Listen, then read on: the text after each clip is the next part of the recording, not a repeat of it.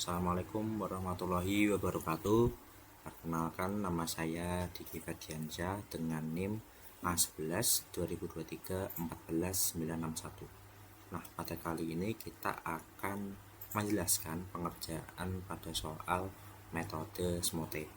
Nah, sebelum kita mengerjakan, kita harus tahu dulu nih tentang yang namanya imbalanced dataset. Jadi, apa sih imbalanced dataset? Imbalanced dataset itu adalah kondisi di mana jumlah data dari satu kelas itu sangat jauh lebih sedikit dibandingkan kelas yang lain. Seperti yang titik merah ini, dia sangat sangat uh, jauh jumlahnya dengan yang titik biru. Nah, yang titik merah ini dia disebut dengan kelas minoritas, sedangkan yang biru ini dia disebut kelas mayoritas. Nah, masalah ini itu menyebabkan model cenderung memprediksi ke kelas mayoritas karena itu yang paling sering muncul, karena yang titik biru ini dia yang banyak. Nah, akibatnya performa klasifikasi itu bakal menjadi buruk, khususnya dalam mengenali kelas minoritas yang justru seringkali paling penting. Contohnya seperti dalam kasus untuk deteksi penyakit atau penipuan keuangan. Jadi itu adalah imbalanced dataset. Selanjutnya ada di dalam imbalanced dataset itu ada dua buah metode lagi untuk uh, mendekatkan dataset. Jadi untuk mengatasi imbalance, ketidakseimbangan, ada dua pendekatan utama yang namanya oversampling dan juga undersampling. Nah, apa itu oversampling? Nah, oversampling ini gampangnya kita akan menambahkan data baru ke kelas minoritas. Bisa dilakukan secara acak seperti random oversampling atau menggunakan teknik seperti SMOTE yang menciptakan data sintetis yang akan kita lakukan nanti. Jadi ini adalah gambar visualnya, di mana ini bukan data original. Dengan yang merah ini adalah kelas minoritas. Nah, kelas minoritas ini dia akan ditambah agar dia seimbang dengan kelas yang mayoritas. Jadi itu yang namanya oversampling. Nah, terus apa itu undersampling? Nah, berbeda dengan oversampling yang dimana dia menambahkan dataset biar dia seimbang dengan kelas mayoritas. Kalau undersampling ini dia menghapus atau mengurangi dataset yang kelas mayoritas. Jadi yang kelas mayoritas ini dia akan dikurangi agar dia seimbang dengan data minoritas. Nah, yang undersampling ini itu bisa digunakan atau kita bisa menggunakan metode seperti Tomatlink yang memilih data mayoritas itu untuk dihapus agar batas antar kelas itu menjadi lebih jelas. Betul. Untuk next adalah imbalance ratio. Nah, apa sih imbalance ratio ini? Imbalance ratio ini kita gunakan untuk mengukur tingkat ketidakseimbangan menggunakan imbalance ratio atau IR ini. Nah, rumus dari IR ini dia adalah N major dibagi N minor. Jadi sampel mayoritas itu harus dibagi dengan sampel minoritas. Nah, jadi jika kita menghitung dan imbalance rasionya itu dia kurang dari sama dengan 9, maka dia dimasukkan ke dalam low imbalance. Nah, terus kalau imbalance rasionya itu dia kurang dari lebih dari 0,9 atau kurang dari sama dengan 20,0, itu dia masuk ke medium imbalance. Sedangkan untuk yang jika imbalance rasionya itu dia lebih dari 20,0, dia masuknya ke high imbalance. Seperti itu. Selanjutnya adalah public dataset. Kita harus mengetahui juga dimana untuk penelitian atau pengujian metode kita itu harus atau kita juga bisa menggunakan dataset milik publik seperti KEL atau Knowledge Extraction Based on Evolutionary Learning. Jadi si KEL ini dia itu menyediakan dataset yang sudah dikategorikan berdasarkan imbalance-nya dan sering digunakan untuk membandingkan efektivitas pada metode machine learning. Selanjutnya, setelah kita mengetahui apa yang namanya imbalance dataset, oversampling dan undersampling, imbalance ratio, kita akan masuk ke SMOTE, metode SMOTE. Jadi apa sih SMOTE itu? Metode SMOTE atau SMOTE Sudocode itu adalah teknik atau metode canggih dari oversampling yang tadi kita sudah jelaskan, dimana prosesnya tuh ambil sampel minoritas, cari tetangga, lalu buat data baru yang berada di antara keduanya, nah dan akan membuat yang namanya variasi data. Nah, variasi data ini kita akan membantu digunakan untuk membantu dan membandingkan atau menggandakan data mentah. Jadi ilustrasi SWOT seperti ini, dimana yang lingkaran ini dia merupakan kelas sampel dari mayoritas, sedangkan yang plus ini dia dari minoritas. Nah, langkah pertama tadi kita pilih random kelas minoritas sebagai sampel. Contohnya di sini pada ilustrasi di sini yang bulat merah, kita namakan saja XI. Nah, ketika kita sudah memilih random kelas minoritas XI ini, kemudian kita cari 5 tetangga minoritas yang terpaling dekat dari XI. Nah, kita dapat yang lingkaran hijau ini, 1, 2, 3, 4, dan 5. Kemudian ketika kita sudah mencari tetangga sebanyak 5 sampelnya yang minoritas kelas, kemudian kita akan memilih salah satu random select sebagai XHI. Nah, di sini di ilustrasi kita pilih ini. Nah, kemudian kita bisa membuat yang namanya generate synthetic minority instant yang dibuat di antara kelas minoritas yang tadi kita pilih random untuk sebagai XI dan juga sebagai XHI. Nah, dia akan dibuat di antaranya di sini. Seperti itu.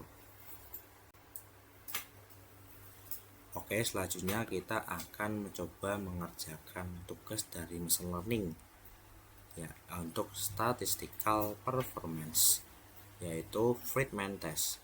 Nah, di sini ada sebuah soal dengan level of significance 0,05 dan ranking tabelnya ada di bawah ini ya. Kita mempunyai 10 buah dataset, di mana kita juga mempunyai 3 buah metode, yaitu support vector machine, Naive Bayes, dan juga neural network. Nah, dari sini kita bisa tentukan N, di mana N adalah total dataset. Total datasetnya adalah 10, jadi N sama dengan 10. Kemudian K ini adalah total metode yang akan kita bandingkan performanya, yaitu 3, yaitu ada support ini, Naive, sama neural. Nah, selanjutnya untuk di dataset ini kita juga sudah melakukan mempunyai nilai masing-masing di sini.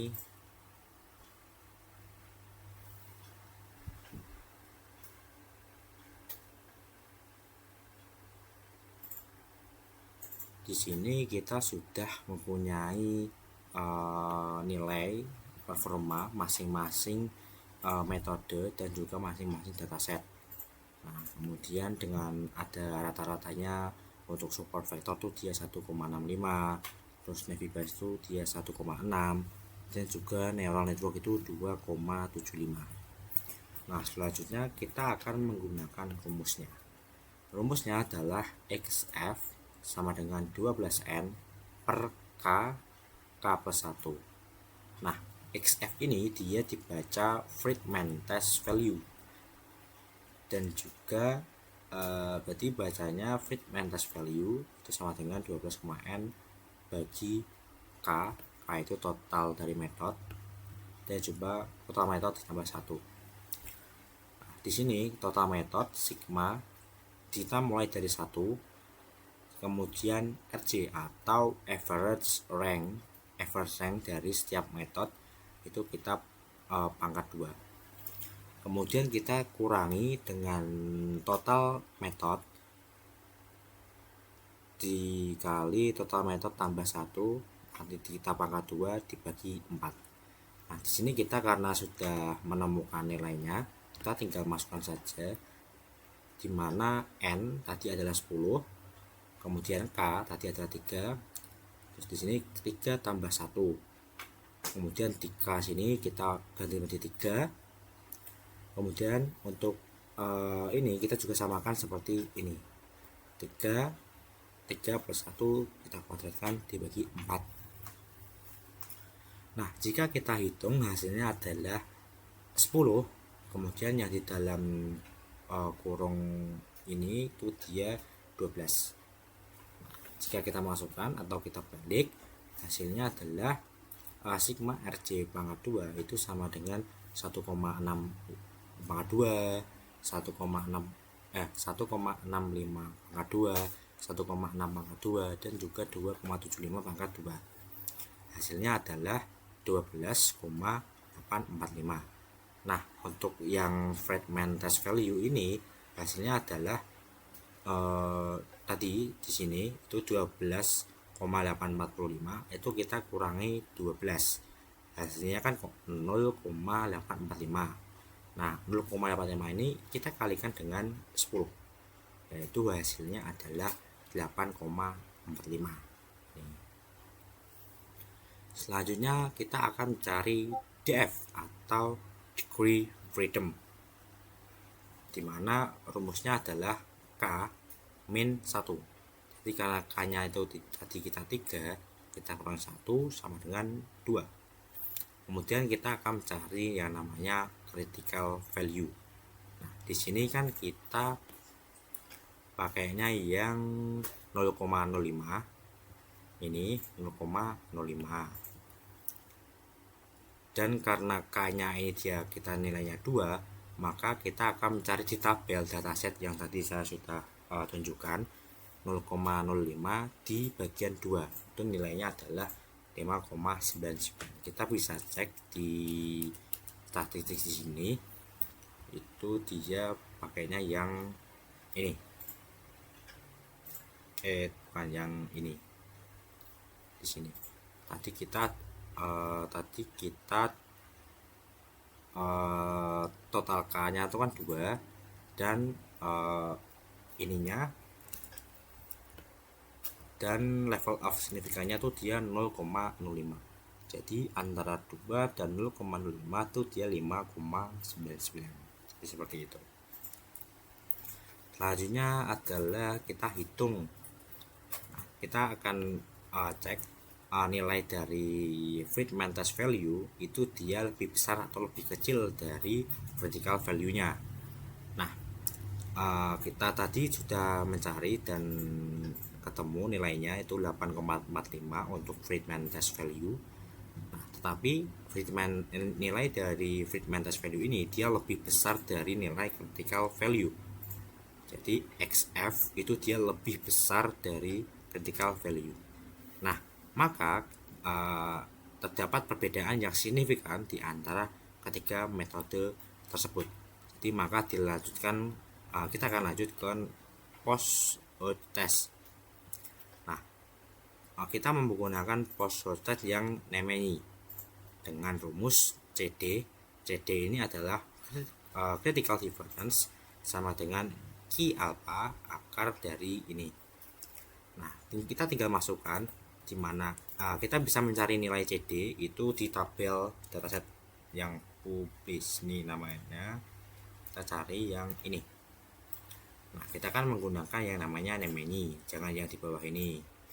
Nah, yang di Nemeni ini kita pakainya kan tadi key-nya tuh dia 0,05. Kemudian dia pakainya yang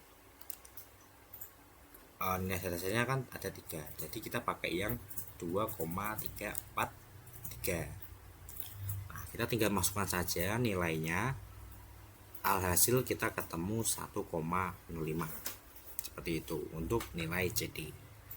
Selanjutnya yang di sini kita akan membandingkan, kita compare semua 3 metode ini, masing-masing kita akan compare. Yang pertama ada SVM. SVM itu ini ya, support vector mesin, kita singkat saja. Yang SVM itu kita lawankan dengan NB atau ini naive bias, dengan selisih dari SVM sendiri itu dia average-nya tadi 1,65. Nah, di sini kita tulis 1,65 dikurangi average dari NB yaitu 1,6. Alhasil kita mendapatkan 0,05. Selanjutnya kita akan bandingkan dengan CD hasilnya ini. Hasilnya ini kan tadi kan 0,05, sedangkan nilai CD tadi kita 1,05.